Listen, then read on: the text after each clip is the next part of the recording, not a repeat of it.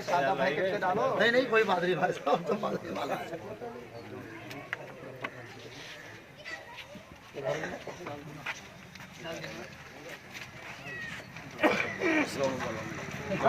ना कोई बात नहीं।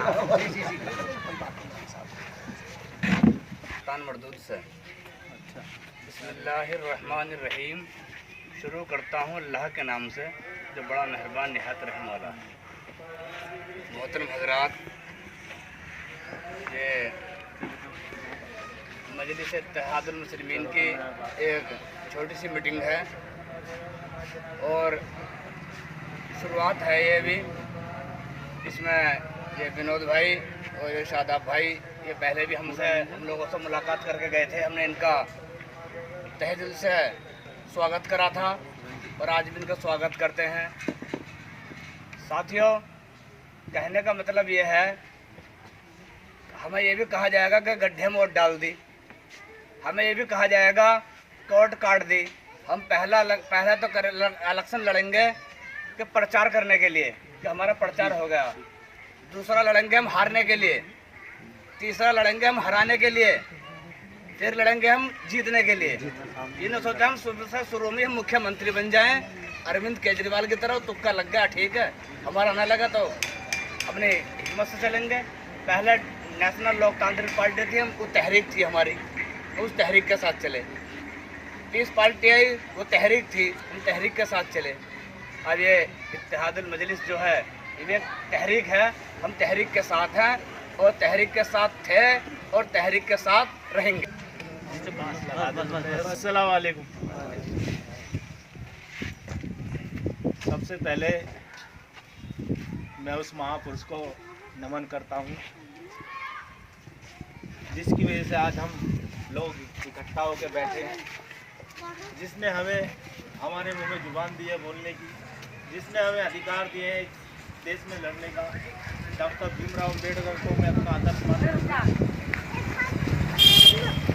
और बैरिस्टर असदुद्दीन ओवैसी जो आज हिंदुस्तान का पूरे वर्ल्ड में दलितों, पिछड़ों की, मुसलमानों की, गरीबों की एक सिंगल आवाज़ है, मैं उनका अपना नेता मानते हुए और यहाँ मौजूद मेरे साजिद भाई जिन्होंने मुझे यहाँ बुलाया, मैं उनका तहे दिल से शुक्रिया अदा करता हूँ।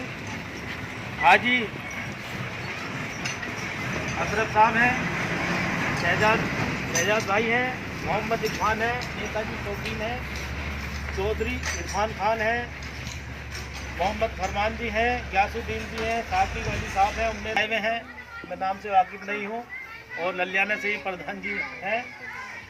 सभी का मैं शुक्रिया अदा करता हूँ कि आप लोगों ने अपना कीमती वक्त निकाल कर करने के लिए हम पे जो उपकार किया है, हमें यहाँ बुलाया है, मैं उसका तहे दिल से शुक्रिया अदा करता हूँ। मेरे साथ मवाना से चलकर आए हमारी विधानसभा के शादाब चौधरी साहब हैं, मवाना के सभासद वार्ड 22 से महमूद शेख। हमारा कारवां आज यूं ही इतना बड़ा नहीं हुआ, ये कहीं ना कहीं आप सब लोगों की दुआओं का असर है, कहीं ना कहीं शादाब भाई की, अल्तमस भाई की, महमूद भाई की और आप सब लोगों की मेहनत का असर है, जो आज हमें इस क्रांतिकारी धरती पर आने का और यहाँ अपने विचार रखने का मौका मिला।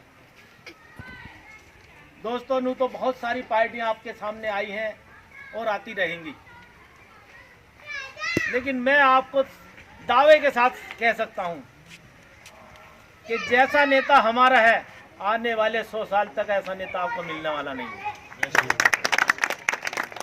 आज उस इंसान ने दलितों को, मुसलमानों को मुंह में जुबान दे दी है, बोलना क्या होता है वो सिखा दिया है। जिस प्रकार बाबा साहब ने हम लोगों के लिए पानी के लिए जंग करी, हम लोगों को हमारे अधिकार दिलाने के लिए जंग करी, उसी प्रकार आज बैरिस्टर ओवैसी साहब आपको आपका अधिकार दिलाने के लिए संसद से लेकर सड़क तक आपकी आवाज़ उठा रहे हैं, आपको हक दिलाने के लिए आपकी आवाज़ को बुलंद कर रहे हैं। आप लोगों को ये भी मालूम नहीं था सीएए एनआरसी है क्या। अगर बैरिस्टर साहब संसद के अंदर बिल नहीं फाड़ते तो आप लोगों को ये भी नहीं पता चलता कि आप कब लोग डिटेंशन सेंटर में पहुंच जाते। 10,000 डिटेंशन सेंटर जो है बन कर तैयार हो चुके हैं। आप लोगों को कभी नहीं पता चलता, एक एक आदमी को ले जाकर उठाकर जांच के नाम पर और अंदर करते रहते, बाद में पता चलता कि उनको तो भैया वहीं रहेंगे। तो दोस्तों, नेता मैं नहीं हूँ, ना मुझ में बोलना आता है। मैं तो सिर्फ आप लोगों ने आग्रह किया, मुझसे गुजारिश की, मैं तो सिर्फ पार्टी का पैगाम लेकर आपके पास आया हूँ। आपकी क़यादत, आपका झंडा और आपका डंडा अगर है तो किसी की हिम्मत नहीं आपको तू भी बोल दे। ये मत सोचो कि सपा की वजह से तुम्हारा वजूद है, नहीं, सपा का वजूद आपकी वजह से, तुम्हारी बसपा का वजूद तुम्हारी वजह से बसपा का वजूद है, बसपा का वजूद तुम्हारी वजह से नहीं है। तो मेरे दोस्तों, मैं आपको यही कहने आया हूँ कि बैरिस्टर असदुद्दीन ओवैसी साहब का साथ दो और उन्हें मजबूत करो, उनकी पार्टी को मजबूत करो, इसे संवार लो, इसे जमान कर लो। ये आपका साथ देगी, ये किसी और का साथ नहीं देगी।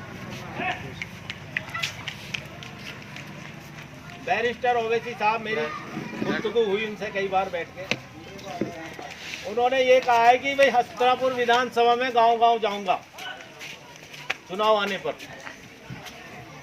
आने पर मैं गांव-गांव जाऊंगा हस्तिनापुर विधानसभा में, क्योंकि ओवैसी साहब का सबसे बड़ा टारगेट एससी सीट का है। जहां भी एससी सीट है वहां को मैं गांव-गांव जाऊंगा और अपनी पार्टी का प्रचार करूंगा और प्रत्याशी को जिताऊंगा।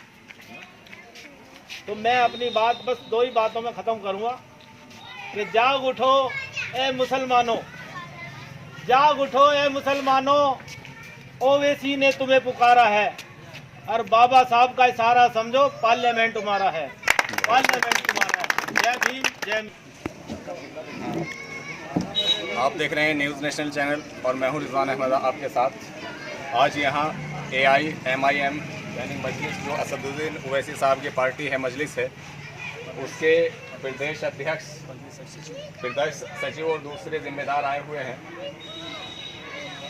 महाराष्ट्र चुनाव के बाद, उसके बाद बिहार चुनाव के बाद और फिर हैदराबाद चुनाव के बाद पार्टी मजबूत होने की तरफ अग्रसर है और ऐसा लग रहा है कि यूपी में 2022 का जो विधानसभा चुनाव है उसका बिगुल फूंक दिया गया है, उसका बिगुल बजा दिया गया है। तो आज से ये विधानसभा की तैयारियां, जब दूसरी पार्टियां भी देखेंगी कि मजलिस अपना काम शुरू कर चुकी है 2022 के विधानसभा चुनाव के लिए, तो वो भी आज ही से हो सकता है कि अपने प्रचार प्रसार में और 2022 के चुनाव को लेकर तैयारियां करना शुरू कर दें और इस तरह से नुक्कड़ सभाएं करना शुरू कर दें। आज यहाँ ग्रामवासी, ललियाना के ग्रामवासी और किसान अपने मुद्दों को लेकर, अपनी बात को लेकर यहाँ इकट्ठे हुए हैं और जिम्मेदारों के सामने अपनी बातें रख रहे हैं, मजलिस के जिम्मेदारों के सामने अपनी बातें रख रहे हैं, अपने कष्टों को रख रहे हैं, जिसमें समस्याएं उन्होंने सुनी है और वादा किया है कि उनकी बात को हम पार्लियामेंट तक पहुँचाएंगे। एक बड़ी बात ये रही कि आज यहाँ सपा और बसपा के कार्यकर्ताओं ने भी मजलिस का हाथ थामा है। आइए बात करते हैं जिम्मेदार साहब से। आज यहाँ मौजूद हैं विनोद जाटव जी, जो एक इल्ज़ाम पार्टी पर लगता रहा है कि ये सिर्फ मुसलमानों की पार्टी है। ऐसा लगता है कि उस इल्ज़ाम को ख़त्म करने के लिए विनोद जाटव जी मैदान में उतरे हैं। तो ये सिर्फ मुसलमानों की पार्टी ही नहीं, सिर्फ मुसलमानों को बरगलाने वाली पार्टी नहीं, बल्कि सबको साथ लेकर चलने वाली पार्टी यहाँ आज की इस मजलिस में नज़र आ रही है। आइए बात करते हैं विनोद जाटव जी से। जी, आप अपना शुभ नाम अपने शब्दों में बताइए। मेरा नाम विनोद जाटव है। मैं ऑल इंडिया मजलिस इत्तेहादुल मुस्लिमीन पार्टी का प्रदेश युवा सचिव हूँ। अच्छा, तो आज यहाँ जो ये मजलिस आपने ये बैठक की है, इसका क्या उद्देश्य है? इसका उद्देश्य है कि पार्टी की नीतियों को जन जन तक पहुँचाना, ओवैसी साहब के दिशा निर्देशों को लोगों तक पहुँचाना और जो वो हक की बेबाकी से जो आवाज़ रखते हैं उसको लोगों को बताना कि आज हिंदुस्तान के अंदर कोई अगर जुल्मों की मजलूमों की जो बात रखते हैं संसद में या सड़क पर, वो एक ही नाम है, बैरिस्टर असदुद्दीन ओवैसी। नहीं, इसे जो है दूसरी पार्टी जो है एक ख़ास तौर से मुसलमानों को भड़काने वाली, बरगलाने वाली पार्टी कहा जाता है, उस पर क्या कहेंगे आप? मैं समझता हूँ वो लोग खुद अपने आप को भड़का रहे हैं। वोट कटवा भी आपको कहा जाता है? हाँ, हम वोट कटवा हैं।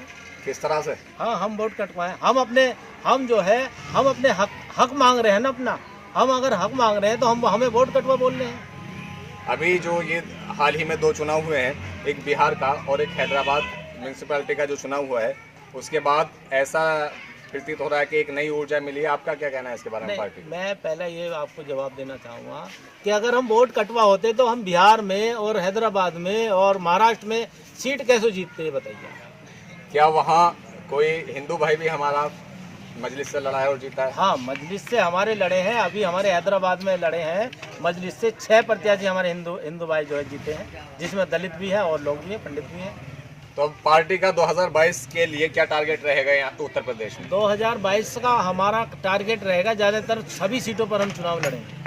नहीं, किसको साथ लेकर चलेंगे? मुद्दा क्या होगा? मुद्दा दलित मुस्लिम उत्पीड़न का होगा और लोगों की बदहाली का होगा, किसानों की समस्या का होगा।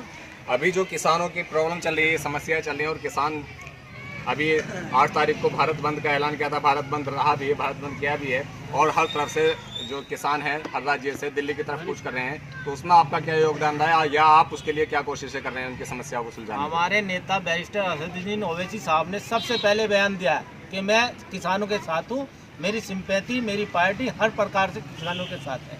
और हमने भी जो है किसानों को लेकर जो है प्रोटेस्ट भी किया है और जो है तहसील में ज्ञापन भी दिया है। नहीं, आपने तहसील लेवल पर ज्ञापन दिया है, बट दूसरे जो जिम्मेदार हैं पार्टियों के जो नेता हैं, जो राष्ट्रीय अध्यक्ष हैं या महासचिव हैं, वो राष्ट्रपति से भी अपने बात को लेकर, किसानों की समस्याओं को लेकर मिले हैं। उसमें कहीं आपकी पार्टी का क्या रोल रहा है, उसे बताइए ज़रा। नहीं, हमारी पार्टी का रोल है, हमारे बैरिस्टर साहब जो हैं संसद के अंदर भी आवाज़ उठाई है और राष्ट्रपति महोदय को भी उन्होंने लेटर लिखा है किसानों की समस्या को लेकर। अभी हैदराबाद चुनाव में बीजेपी ने लोकल टू वोकल के नाम से चुनाव लड़ा है और सारी पार्टी जितने भी यहाँ तक के राष्ट्रीय अध्यक्ष और गृह मंत्री तक चुनाव में कूद गए हैं।